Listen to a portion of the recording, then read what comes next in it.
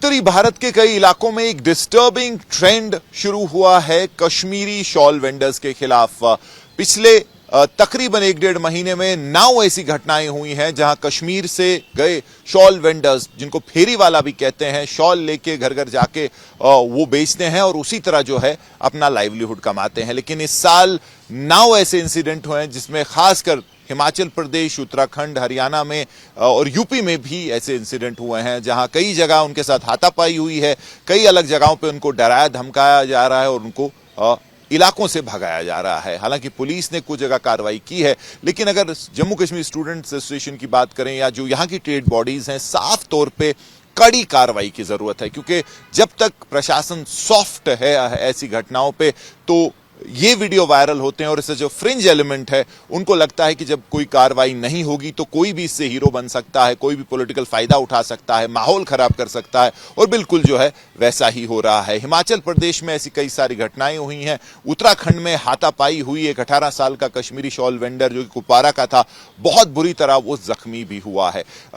लगातार सवाल है, एमएचए ने पिछले साल गाइडलाइंस और एक स्ट्रिक्ट इंस्ट्रक्शन दी थी राज्य सरकारों को, लेकिन इस साल अभी तक कोई ऐसा official communication ministry of home affairs की तरफ से नहीं गया है। और वही अपील है यहाँ स्टूडेंट बॉडीज की, और खासकर जो ट्रेड बॉडीज हैं, हैंडीक्राफ्ट से जुड़े लोग हैं, वो चाहते हैं कि प्रशासन और खासकर केंद्र सरकार और गृह मंत्रालय की तरफ से इंस्ट्रक्शंस और डायरेक्शन जाएं, क्योंकि तभी जो है ये डिस्टर्बिंग ट्रेंड रुक सकता है। क्योंकि जब तक सरकार जो है सॉफ्ट पेडल करेगी, जब तक कोई डिसाइसिव कार्रवाई इस पर नहीं होती है, जब तक कोई प्रेसिडेंट और डिटरेंट सेट नहीं होता, तब तक ऐसे जो फ्रिंज एलिमेंट हैं वो माहौल खराब करते रहेंगे कश्मीरियों के खिलाफ। तो काफी डर और खौफ का माहौल है कश्मीरी वेंडर्स में, और ये लोग जो कि काफी एक लोअर जो एक स्टेटा रहता है, इकोनॉमिकली आप बैकवर्ड ही इनको कहें या फिर जो ये बेचते हैं वहां पे उसी पे इनका दिन चलता है और उसी पे इनका घर चलता है, तो ऐसे लोगों को जो है इस तरीके से डराना धमकाना जो है किसी भी तरीके से इसको जस्टिफाई नहीं किया जा सकता। फिलहाल अपील यहाँ की सरकार से, केंद्र सरकार से, और जो राज्य जहां ये जो घटनाएं हो रही हैं लगातार उनको अपील की जा रही है कि वो इस पे कठोर और कड़ी कार्रवाई करें, ताकि एक प्रेसिडेंट सेट हो, ऐसे जो है ऐसी घटनाएं जो हैं इन पे लगाम लग सके। उमर, आप नेशनल प्रेसिडेंट हैं और जेके से लगातार ऐसे इश्यूज को उठा रहा है, तो क्या है वजह कि इस साल इतने सारे जो कश्मीरी खासकर शॉल वेंडर्स हैं, उत्तराखंड हो, हरियाणा हो या हिमाचल, खासकर अटैक्स बढ़ रहे हैं? इनके बारे में बताएंगे आप कि अभी तक खुश हैं आप जो रेस्पॉन्स मिला है, क्या इनके खिलाफ जो जिन्होंने एक्शन हुआ है? देखिए, जो मुल्क भर में कश्मीरियों के खिलाफ माहौल पैदा किया गया है, इट्स क्वाइट अलार्मिंग। अगर हम इस साल की बात करें, सिर्फ जनवरी के महीने में तकरीबन 9 reported incidents of violence against Kashmiri हुए। और अगर हम पिछले साल की बात करें 2025 में भी तकरीबन 50 ऐसे इंसिडेंट्स हमारे सामने आए।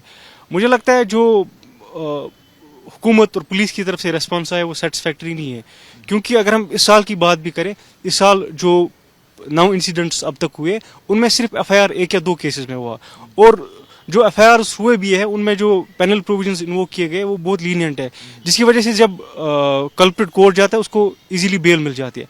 जब तक ना आप स्ट्रॉन्ग पेनल प्रोविजंस को इन्वोक करेंगे तब तक मुझे नहीं लगता है कि आप डिटरेंट क्रिएट कर पाओगे। और एग्जांपल किस लेवल पे आपको नॉन सीरियसनेस लग रही है? एक तो जो जहां ये हो रहा है, फिर एमएचए की तरफ से भी आपने एक लेटर दी थी, उनकी तरफ से डायरेक्शंस नहीं गई हैं, या यहाँ की स्टेट गवर्नमेंट वो भी ज्यादा कुछ नहीं कर रही? आई थिंक इट इज ये लैक ऑफ सीरियसनेस, इट्स लियर्ड।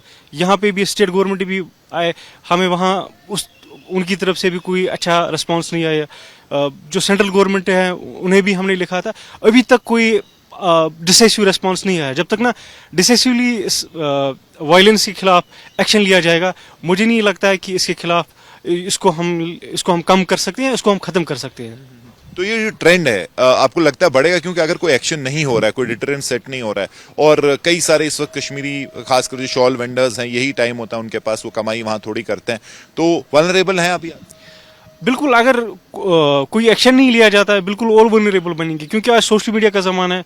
जब एक कश्मीरी को टारगेट किया जाता है, उसको सोशल मीडिया पे डाला जाता है, जो बाकी ऐसे फ्रिंज एलिमेंट्स होते हैं वो एम्बोल्डन होते हैं, वो सोचते हैं कि अगर इस बंदे के खिलाफ कोई एक्शन नहीं लेगी, हमारे खिलाफ भी कोई एक्शन नहीं लेगा, as a result of which वो भी वैसा ही करते हैं। बिल्कुल। बिल्कुल।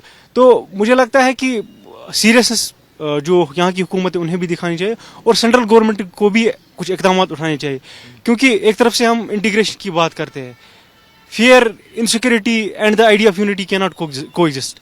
जब तक ना आप वो माहौल कश्मीरियों के लिए हिंदुस्तान भर में पैदा करोगे, तब तक you can not win over the hearts and souls of people of Jammu Kashmir. और लास्टली अभी तक क्या कह रहे हैं, 2 FIR हुए हैं और एक काफी एक अटेम्प्ट टू मर्डर भी था जिसमें वो 18 साल के लड़के को जो है मारपीट हुई है। तो अभी तक कोई डिसाइसिव कहीं कोई एक्शन हुआ है या फिर सभी में काफी लीनियंस? देखिए, मैं भी कानून का जानकार हूँ।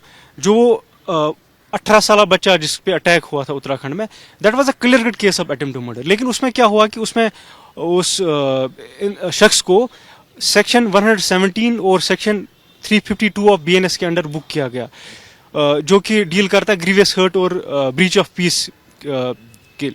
लेकिन अगर उस केस में जो है अटेम्प्ट टू मर्डर का प्रावधान वो इन्वोक करते हैं, मुझे लगता है उसको बेल नहीं मिलती, जिसकी वजह से जो बाकी भी ऐसे फ्रिंज एलिमेंट्स है, ब्लैक शीप्स है, उनको ये मैसेज आती जी अगर भी आप ऐसा करोगे आप भी जेल में सड़ोगे, आपको भी बेल नहीं मिलेगी। मुझे लगता है कि कहीं ना कहीं there has been lack of response from the local police as well as. जो इंसिडेंट आपने देखे हैं, क्या ये आपको ऑर्गेनाइज लगते हैं, प्लान लगते हैं, स्पॉन्टेनियस हैं? कौन सी ऑर्गेनाइजेशन ज्यादा इसके पीछे? उस पे I can't comment on like who is pushing these incidents, but what I can say is that जो इंसिडेंट्स है दे आर क्वाइट अलार्मिंग। मुझे लगता है कि अगर कोई डिसाइसिव एक्शन इसके खिलाफ नहीं लिया जाता है, they will go up and up and up. To put an end to it, हमें कुछ जो है स्ट्रिक्ट इकदाम उठाने चाहिए ताकि जो वायलेंस कश्मीरियों के खिलाफ हो वो बंद हो। Thank you so much. शुक्रिया। जो हमारे कश्मीरी मुसलमानों पे हमला हो रहा है, आज भी सहारनपुर में एक ऐसा इंसिडेंट हुआ है, मुझे लगता है ये गलत है।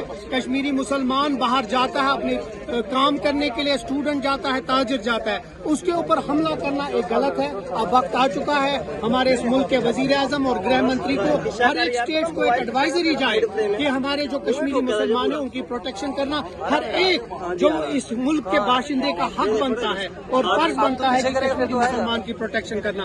उसके साथ साथ जो ये नया एक ट्रेंड किया है बीजेपी वालों ने जम्मू और कश्मीर को लड़ाने के लिए, हम उसके खिलाफ हैं और हम चाहते हैं कि जम्मू और कश्मीर हमेशा एक है। जिस तरह उन्हें श्री माता वैष्णो देवी कॉलेज के साथ किया, जिस तरह वो एक नया चीज ये जो नेशनल लॉ यूनिवर्सिटी पे कर रहे हैं, मुझे लगता है ये सरासर गलत है और ये जानबूझ के जम्मू और कश्मीर को आपस में लड़ाने के लिए। यार ये अच्छी बात नहीं है।